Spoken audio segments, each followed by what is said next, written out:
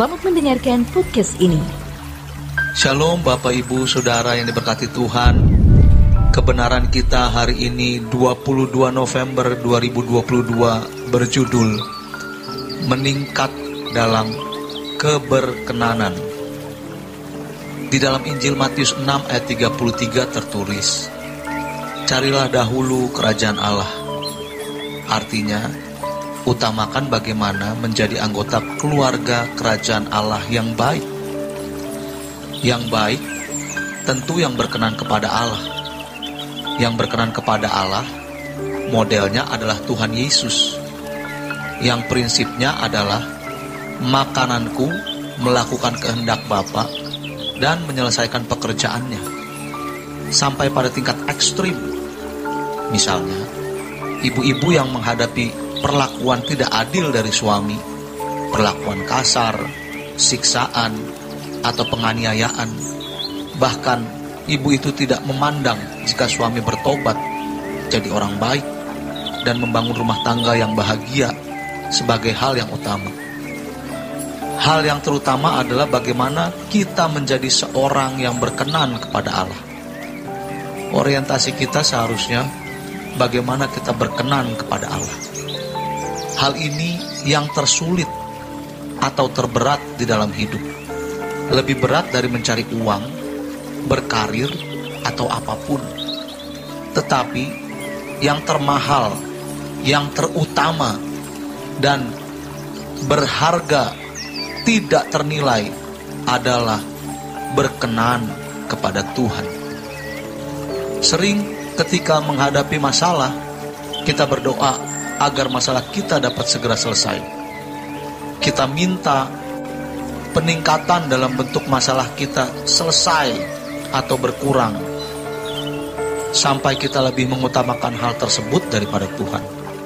Ini sungguh salah.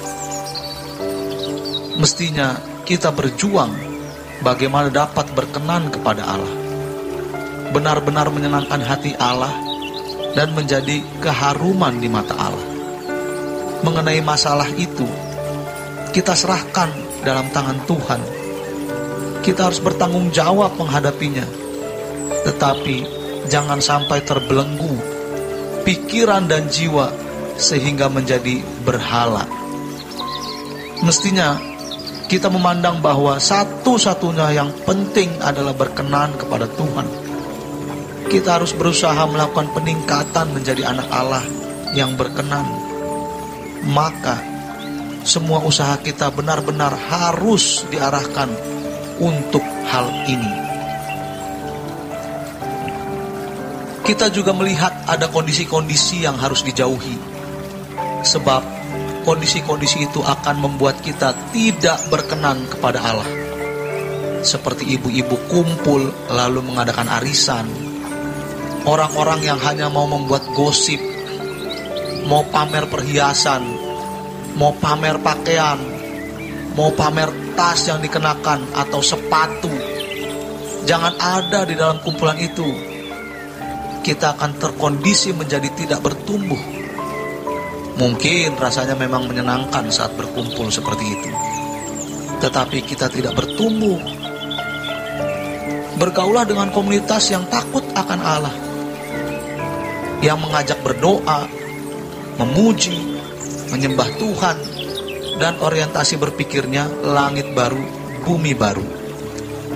Kalau hanya kumpul-kumpul dengan teman waktu SMA atau pertemuan reuni sampai membuat acara, sementara sebagian besar atau bisa semua mereka orang fasik, orang-orang yang tidak peduli Tuhan dan tidak takut akan Allah, maka harus dihindari, dijauhi sejauh-jauhnya.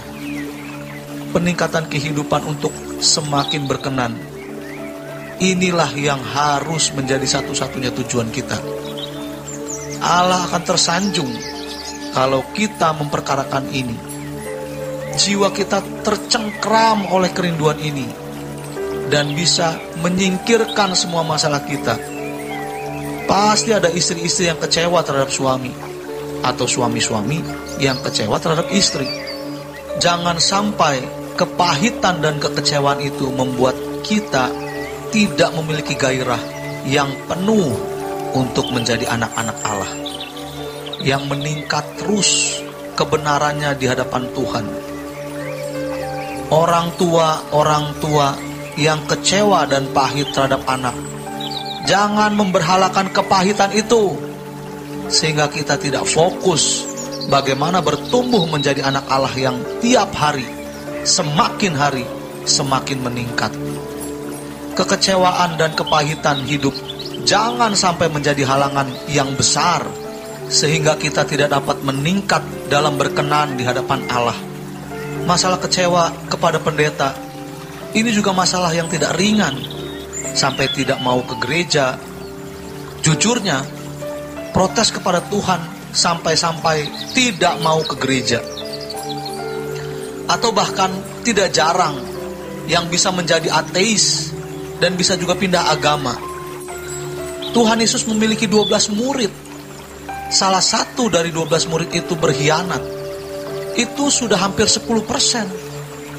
Kalau dunia kita makin jahat, mungkin hamba-hamba Tuhan yang tidak benar bukan lagi 10%, tetapi bisa sampai lebih. Kita harus memandangnya sebagai satu hal yang wajar.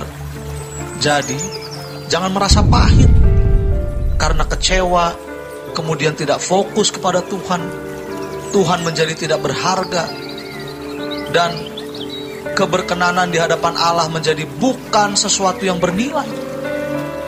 Kalau terus-menerus begini, sampai hati kita terpaku dalam kekerasan atau mengeras, maka sampai mati kita tidak dapat memiliki kerinduan yang kuat untuk berkenan kepada Allah. Dan kita akan rugi serta sangat menyesal. Jadi, jangan sampai ada kekecewaan, baik kekecewaan terhadap pasangan hidup, terhadap orang tua, terhadap anak, terhadap pendeta, atau terhadap siapapun yang menghalangi gairah kita untuk bertumbuh dan meningkat menjadi berkenan di hadapan Allah. Terutama untuk kita yang sekarang sedang mengalami kekecewaan berat. Ayo, jangan memelihara dan menikmati kepahitan. Tidak ada untungnya kalau kita sakit hati. Menyimpan dendam, justru itu membuat keberkenanan kita tidak meningkat di hadapan Tuhan. Dan itu rugi sekali. Demikian kebenaran kita hari ini. Selamat berjuang. Tuhan Yesus memberkati.